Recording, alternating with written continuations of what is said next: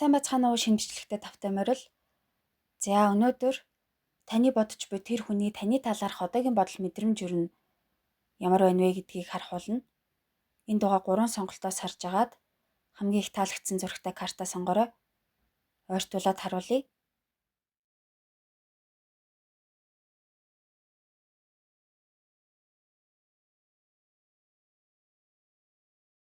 За нэгдүгээр бүлгийг сонгосон хүмүүсийн бодож буй тэр хүн урд нь ер нь таны талаар ямар бодолтой байсныг харъя. За тэр хүний хувьд гаднаа нэг өөр, дотроо нэг өөр байдаг байсан байж магадгүй. Гаднаа бол ямар ч сэтгэл хөдлөлгүй чимээгүй байдаг байсан байж болох юм. Гэхдээ дотроо бол таны тухай их олон зүйл боддог байсан бах. Та тэр хүний сэтгэл нилээн зай эзэлсэн гүнзгий сэтгэл үлдээсэн байж магадгүй. Таныг ямар шүү байгаа бол хаана юу хийж байгаа бол гэд таны тухай их сонирхдаг байсан байж ч магадгүй. Бас яавал энэ хүнтэй илүү сайн харилцаатай байх уу? Цаашдаа яавал энэ хүнтэй удаан хамт байх уу? Инхийн тулд би өөрийгөө яг яаж засч сайжруулах болох уу гэж боддог байсан юм шиг байна. Танд их сэтгэл гаргахыг хичээдэг байсан. Гэхдээ үнэгээ дотроо л нууж хадгална уу гэхээс гаднаа мэдгэдчихвүдээ гэхээс ер нь үнэндээ л их санаа зовдөг байсан бах. Дээрээс нь таныг өөрхөн талаар яг ямар бодолтой байгааг мэдэхгүй байсан учраас яхаа мэдэхгүй мэдрэмжээ илэрхийлэхээс эмээгээд юу ч хэлж хийж чадахгүй нэг тийм ажиглсан, азансан байдалтай байдаг байсан юм болов уу гэж харагдаж байна. За тэгвэл одоо ямар бодол мэдрэмжтэй байна вэ гэдгийг нь харцгаая. За ер нь бол тэр хүн хуучных шигэ байхаа болоод юу ч юм буруугаар эргээд буугаад өгчөж байгаа ч юм шиг харагдаад байна. Өнгөрснийг их бодоод харамсаад өөрийгөө буруутгаад тэгээд байгаа байж магадгүй. Яг яагаад ингэчв? Яг юу буруу болчихв? Энэ олгоо одооныхоос өөр байж болох байсан штт гэж бодоод ах шиг байна. Бодитод л энэ хүний бодож байгаа шиг биш багтал болохгүй байна гэж бодоод юм болгоныг бүр ингээд хэтрүүлж бодоод тэгээд салахгүй байж бас магадгүй. Тэгээд таныг сайн байгаа болов уу, яаж байгаа бол гэж бодож байгаа ч гэсэн яхаа юусэн мэдэхгүй байна. Таныг ихэлж надтай холбоо орох болов, харьцах болов гэж бодоод хүлээгээд хараад байгаа ч юм шиг тиймэрхүү байна. Уг нь эхлээд ямар нэг үйлдэл хиймээр байгаа ч гэсэн дахиад буруу зүйл хийчихвэл яана.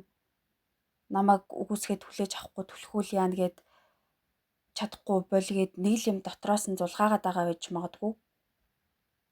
Эсвэл юу ч хийгээд нэмэргүй дээрдэх юм байхгүй. Ер нь дэмий авах гэж бодоод зээж магадгүй. Тэр хүний хувьд одоогоор маш тийм эмх замраагүй байдалд л байх шиг байна. Гаднаа зүг зүгээр яагаад ч юм шиг харагдаж байгаа байж магадгүй. Гэхдээ дотроо бол сэтгэл санаа нь үнэхээр тиймхэн тогтворгүй байна. Энэ байдлаас гарахыг их хичээж гин. За гэхдээ ямар ч байлаа гэсэн тантай ярилцмаар холбоо урмаар байгаа юм шиг байна. Юу ч юм яралтай хэлэхгүй болохгүй, хэлэх хэрэгтэй гэж бодоод ээжэж болох юм. Тэгээд гів гинтхэн тантай холбоо барьж бас магадгүй. За тэгээд цааш нь харъя. Уг нь тэр хүн тантай холбоотой сөрөг таагүй зүйл бол бодохгүй байгаа маань. Болдог бол тантай ойр баймаар байдаг даанч дахиад болно болохгүй бүтэн бүтэхгүй би чадан чадахгүйгээд дотроо тэмцэлдээд яваад байна. Саяны хэлсэнтэй адилхан хэрвээ тэр хүн тантай харьцаа болоод хол байгаа бол ингэсгийж агаад холбоо ирж магадгүй. Цаг нь болохоор нэг л шийдээд шууд холбоо орох бах. Гол нь тэр хүнд бодох хугацаа хэрэгтэй байгаад байна. За ингээд дараагийн бичлэгээр уулзлаа. Түр баяртай баярлаа. За хоёрдугаар бүлгийг сонгосон хүмүүсийн бодож байгаа тэр хүн урд нь таны талаар ямар бодолтой байсныг харъя.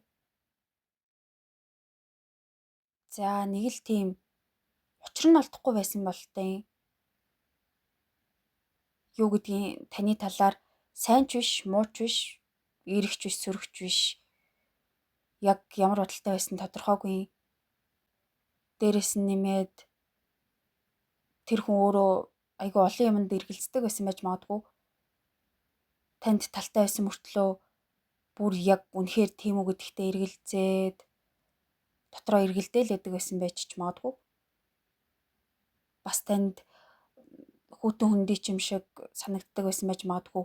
Гэхдээ үнэн эрэхтэй бол тантай яаж харьцах уу гэдэг ухраасаа олоогүй. Намайг юу гэд бодчих вэ гэж санаа нь зовсон байх. Тэрнээсээ болоод ямар ч үйлдэл хийж чадахгүй ухраал яваад байдаг байсан байж болох юм.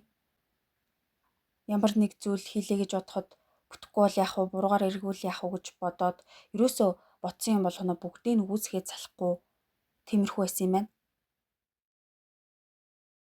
За одоо харин ямар бодол мэдрэмжтэй байна вэ гэдгийг нь харъя. За тэр хүний бодолд олон янзын юм эргэлдэж явах шиг байна. Тэр дунд нь та байгаа ч гэсэн энэ хүн миний боддог шиг хүн мөн үү биш үү гэж бодоод ээжэж магадгүй. Бас зарим нь өнгөрснийг их бодож ээж магадгүй. Заримдаа өнгөрсөнд харамсдаг.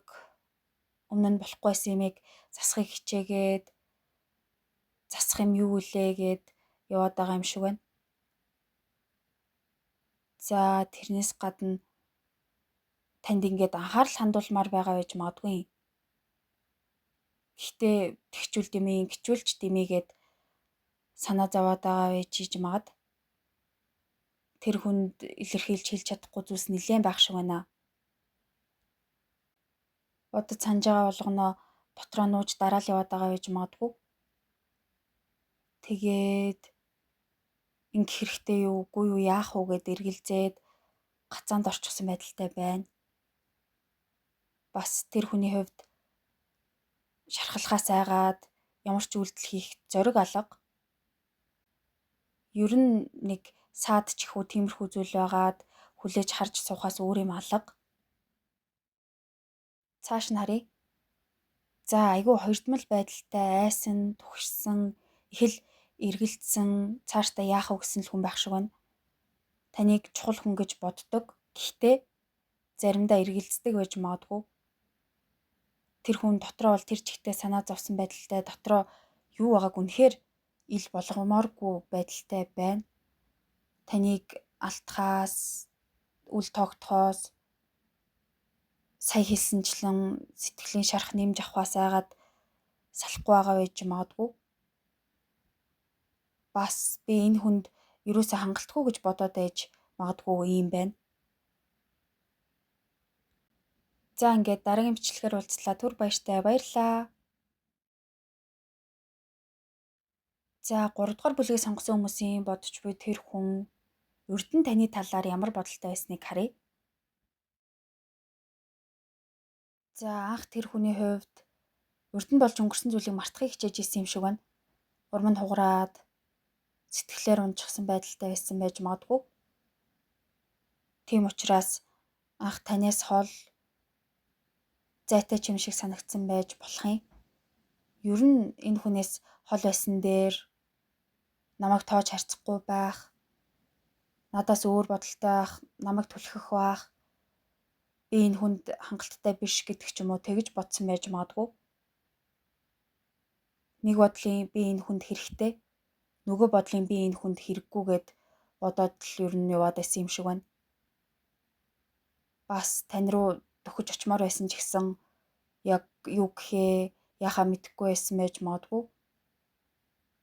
Тэрний оронд өнгөрснөөсөө салахыг хичээсэн дээр байх гээд яваад байсан юм шиг харагдаж байна. За одоо харин ямар бодол мэдрэмжтэй байна вэ гэдгийг нь харъя. За яг яагаад байгаа нь тодорхойгүй байна. Таны тухай баахан л юм бодоод байдаг бодхоос цаашгүй таг гацаад зогссон байж магадгүй байна. Ямар нэг юм хүлээн зөвшөөрөхөд ч хэцүү байгаад байгаа юм уу? Эсвэл юу ч юм өгөөсгөл яваад байгаа юм шиг байна. Би одоо өстой яхаа мэдхээ байлаа гэд Зүгээрээ чадахгүй шаналаа зовоод нэг л хэцүү байгаад байгаа байж магадгүй. Тэр хүнд хийхийг хүсээд ч хийж чадах юм үнэндээ алга. Бас тэр хүнд та нэг л тийм хол санагдаад байгаа байж магадгүй. Танаас холдох нь ер нь дээр гэж бодоод байгаа ч юм уу. Гэхдээ тэгсэн ч гэсэн та тэр хүний хувьд чухал хэвээрээ байна. Зүгээр одоогийнхоос арай нэг өөр байдалтай байсан бол дээр байх байж гэж бодоод байгаа юм шиг байна. За цааш нь харах юм бол тань дээр бодол санаа төвлөрөөд таны тухай бодоод байгаа ч гэсэн танаас айгаад байгаа байж магадгүй. Энэ хүн намайг хүлээж авахгүй бол яах вэ гэж бодоод хоошоо суугаад байгаах. Бас тантай эргэж нийлэх тухай бодож иж болох ч гэсэн үгүй гэдэг зүйлийг сонсно гэж бодоод дөхөж очиж чадахгүй байж болох юм. Танд яг юу бодож санаж яваагаа илэрхийлмээр байдаг. Гэхдээ мэдэхгүй яж чадахгүй бах. Эвгүй сонирн байдалд орчих байх гэд тэгээд яваад байгаа юм шиг байна. Ер нь л тэр хүн танаас өөргөө нэг л хол зайтай байгаагаар мэдрээд байгаа байж магадгүй тиймэрхүү байна. За ингээд дараагийн бичлэгээр уулзлаа. Түр баяртай баярлалаа.